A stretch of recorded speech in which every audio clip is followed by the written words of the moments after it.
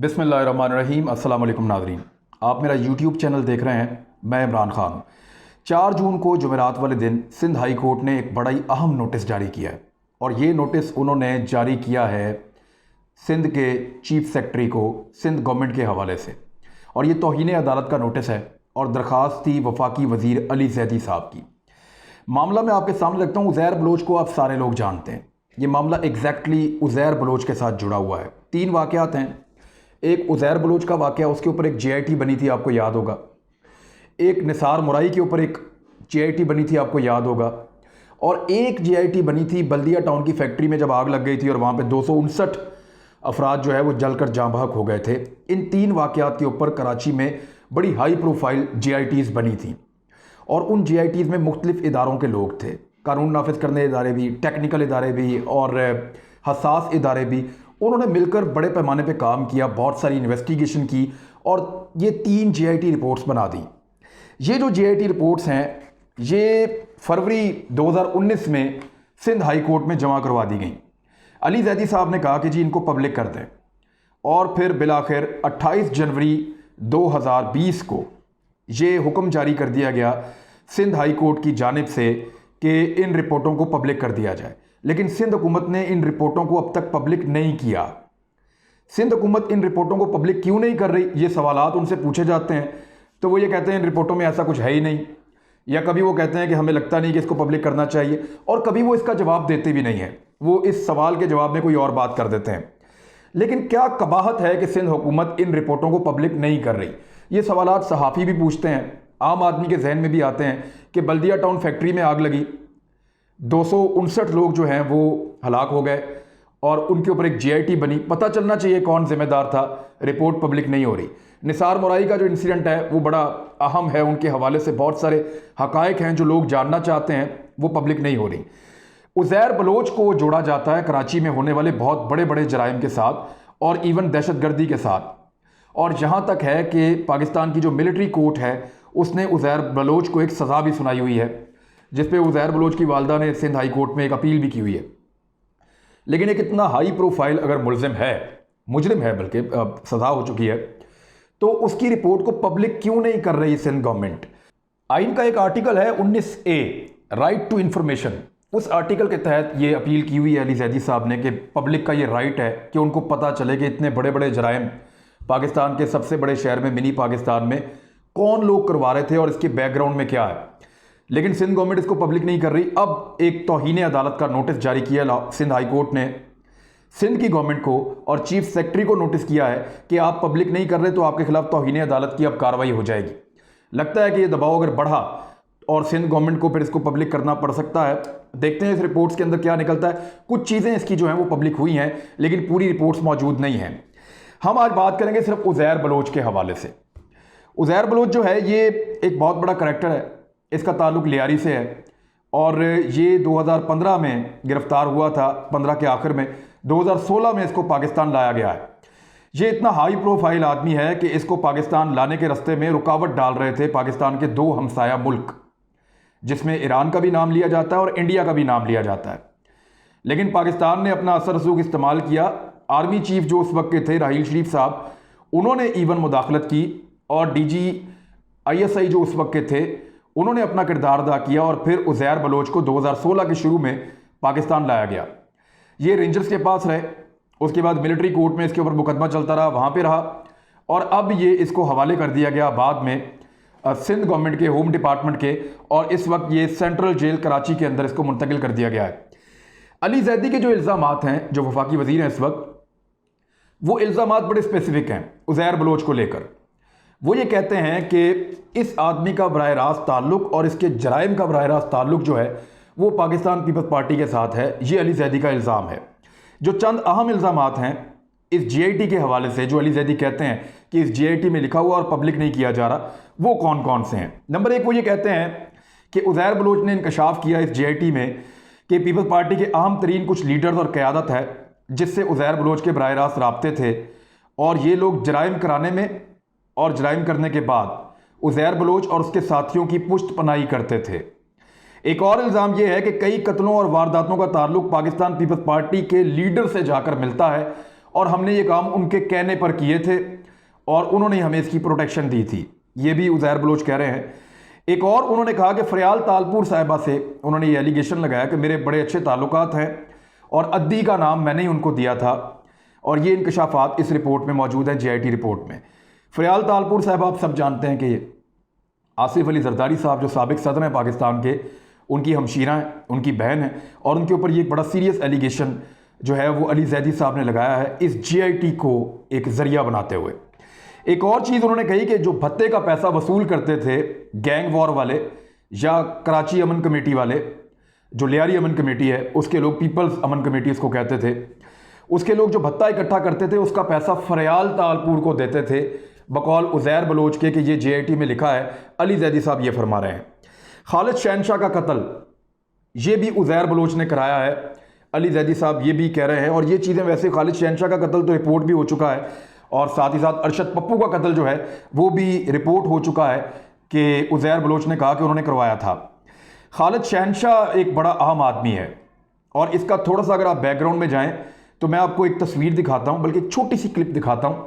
इसमें आप देख लें कि खालिद शहनशाह बेनज़ीर भुट्टो साहिबा जब आखिरी तकरीर अपनी कर रही थी लियाकत बाग रावलपिंडी में, तो वहां खालिद शहनशाह उनके पीछे खड़ा हुआ मशकूक हरकतें कर रहा था, और इस पर शक किया जाता था कि इसको पता था बेनज़ीर भुट्टो के कत्ल के हवाले से इस किस्म के शुबहात थे इस आदमी पे। इसके ऊपर तहकीकात की जा रही थी, लेकिन बेनज़ीर भुट्टो साहिबा का कत्ल हुआ 27 दिसंबर 2007 को, और 2008 में 22 जुलाई को खालिद शहनशाह को उसके घर के बाहर कत्ल कर दिया नामालूम अफराद ने। उज़ैर बलोच जब गिरफ्तार हुआ तो उसने ये इंकशाफ किया है कि खालिद शहनशाह को मैंने मारा है। अब अली जैदी साहब ये कहते हैं कि इसके पीछे भी पीपल्स पार्टी है, और बेनज़ीर भुट्टो के कत्ल तक ये खुरा जाकर निकलता है। ये अली जैदी साहब का इल्ज़ाम है, और पीपल्स पार्टी के जो मुखालिफिन हैं वो ये बात करते हैं। एक टेलीग्राफ अखबार है, उसके मुताबिक भी ये कत्ल बेनज़ीर भुट्टो की शहादत से जाकर मिलता है। ये जो खालिद शहनशाह का कत्ल है, क्योंकि ये एक बहुत अहम गवाह था इस सारे इंसिडेंट का, ये उस गाड़ी में भी मौजूद था, और ये चीफ सिक्योरिटी ऑफिसर था। इसने MNA का इलेक्शन भी लड़ा हुआ है पीपल्स पार्टी की टिकट से। ये बड़ा अहम आदमी था। और लियारी के जो गैंग्स थे या लियारी के जो तगड़े लोग थे, जिनमें एक रहमान डकैत का नाम है, वो अब्दुर्रहमान, वो उसको भी पीपल्स पार्टी के अंदर लाना और मुतारफ करवाने का जो सहरा है वो खालिद शहनशाह के सर पे था। तो लियारी के और पीपल्स पार्टी की क़यादत के बीच में ये आदमी एक ब्रिज था। इसकी तहकीकात हो रही थी। ये आदमी अचानक 22 जुलाई 2008 को कत्ल हो गया, और उसके बाद एक अहम तरीन गवाह या एक अहम तरीन सबूत वो हमेशा के लिए ख़त्म हो जाता है। ये बात उज़ैर बलोच ने कही है कि मैंने और रहमान डकैत ने हमने फैसला किया था और हमें कहा गया था कि इसको कत्ल किया जाए, तो खालिद शहनशाह का कत्ल हमने किया है। खालिद शहनशाह के कत्ल के कुछ अरसे के बाद रहमान डकैत भी कत्ल हो जाता है, और रहमान डकैत के कत्ल के बाद जो है वो उज़ैर बलोच को सरदारी मिल जाती है लियारी गैंग वॉर की।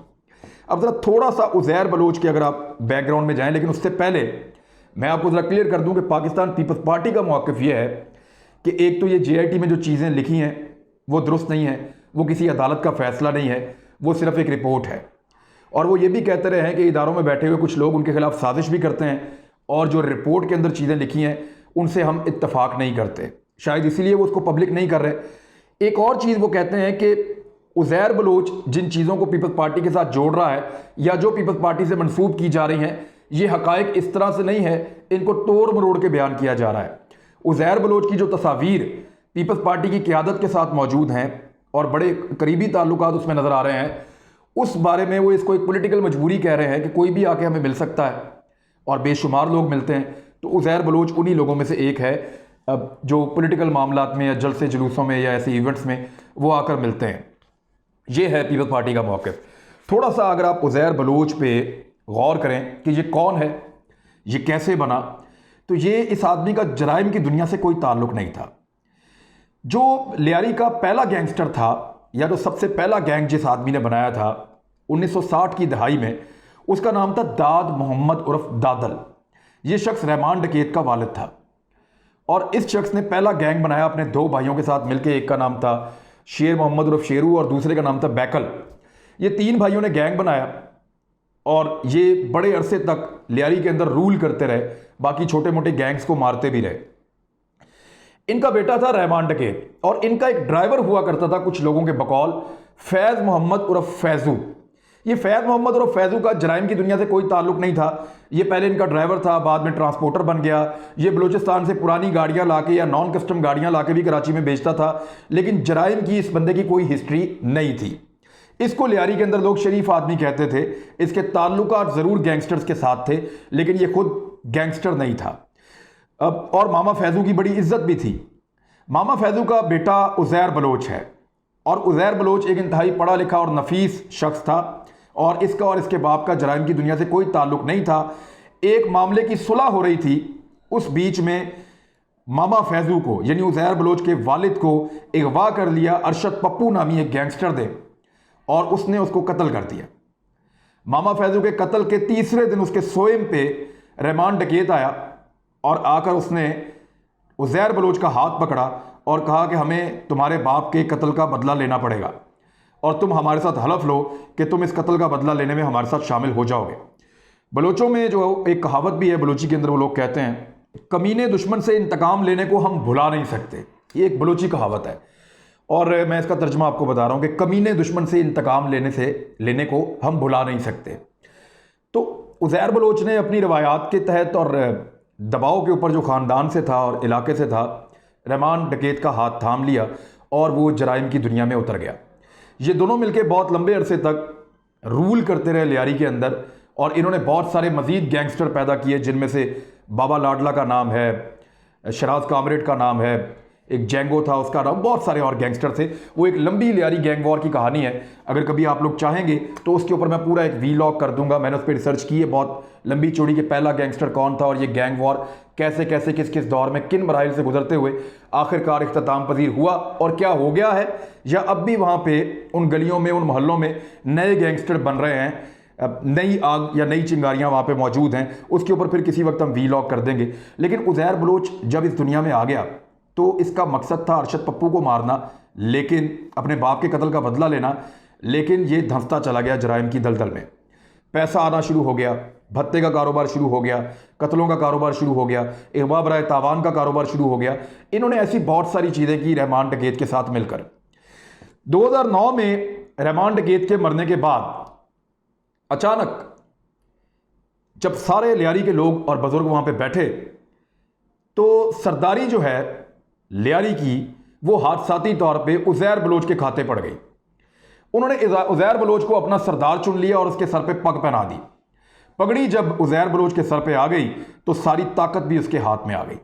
उसके बाद उज़ैर बलोच ने बहुत सारी ऐसी एक्टिविटीज़ की हैं जो इस मुल्क के ख़िलाफ़ हैं, जो पाकिस्तान के कानून के ख़िलाफ़ हैं, जो यहाँ के लोगों के ख़िलाफ़ हैं, जो हमारे कारोबार को बहुत नुकसान पहुँचाया, और उसने गैंग वॉर को उस लेवल तक ले गया कि जिसके बाद एक बहुत बड़ा ऑपरेशन करना पड़ गया कराची के अंदर और ख़ास तौर पे लियारी के इलाके में। ये उज़ैर बलोच गिरफ्तार होकर जब पाकिस्तान पहुंचा तो इसके ऊपर GITs बनी हैं और उनकी रिपोर्टें अब सिंध हाई कोर्ट में मौजूद हैं।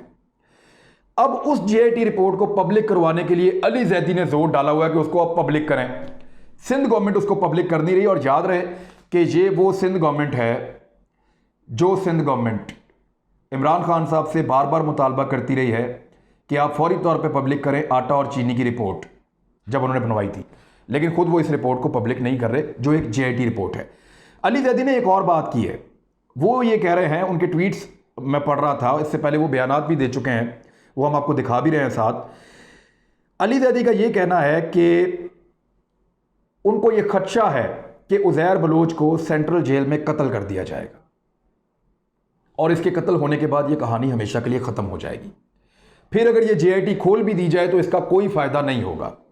फिर वो सारे किरदार जो पर्दे के पीछे से उज़ैर बलोच को कठपुतली की तरह चला रहे थे या मोरे की तरह इस्तेमाल कर रहे थे, वो हमेशा पर्दे के पीछे गायब हो जाएंगे, और कभी भी पता नहीं चलेगा कि कराची की बदअमनी और इतने बड़े जो भत्ताखोरी, जो अगवा बराए तावान और बेशुमार जो जराइम थे, उनके पीछे कौन था, जो कब्जे हो रहे थे कराची में, उनके पीछे कौन था, और कौन से लोग थे जिन्होंने कराची में इतने बड़े पैमाने पे बदअमनी की थी। तो अली जैदी को ये खतरा है कि ये हो जाएगा और किसी बड़े आदमी को या पीछे बैठे हुए किसी बड़े आदमी को सज़ा नहीं मिलेगी। आपको सौलत मिर्ज़ा का वाक़या याद होगा, जिसने बाबर गौरी का नाम लिया था, अल्ताफ़ हुसैन का नाम लिया था, हैदर अब्बास रिजवी का नाम लिया था, आमिर खान का, नदीम रुस्बत का, खालिद मकबूल सिद्दीकी का, इशरतुल इबाद जो गवर्नर थे सिंध के बड़े लंबे अरसे तक, उनका, और बहुत सारे लोगों का नाम लिया था सौलत मिर्ज़ा ने। लेकिन सौलत मिर्ज़ा की उस इकबाली बयान के बावजूद इन सब लोगों में से किसी को कुछ नहीं कहा जा सका। ये सब लोग बड़े इत्मीनान से रह रहे हैं और जो सौलत मिर्ज़ा है उसको फांसी हो चुकी है। तो क्या उज़ैर बलोच के केस में यही होगा? ये सवाल जब मैंने अली जैदी से पूछा था तो उन्होंने कहा कि ये होने नहीं दिया जाएगा और हम कोशिश करेंगे कि अदालत से इंसाफ लें। अदालत ने अब तलब कर लिया है, इसके ऊपर हम नज़र रखेंगे कि अदालत इस मामले को किस नहज तक लेकर जाती है और क्या वो सिंध गवर्नमेंट को मजबूर कर सकती है कि उनको वो JIT रिपोर्ट्स पब्लिक करनी पड़ जाएं जिनको अब तक पब्लिक नहीं किया जा रहा। आज हमने बात की है उज़ैर बलोच के हवाले से। थोड़े दिन बाद मैं आपसे बात करूंगा कि बल्दिया की फैक्ट्री में क्या हुआ था और उसके पीछे कौन कौन से ऐसे करैक्टर्स थे MQM के जिनकी वजह से अब तक ये बात छुपी हुई है। अपना ख्याल रखिएगा। ये रिसर्च और चीज़ें हमने आप तक पहुंचाई। हमारे चैनल को लाइक करें, सब्सक्राइब करें, दोस्तों के साथ शेयर करें ताकि हमारी टीम की जो है वो हौसला अफजाई हो। अल्लाह हाफ़िज़।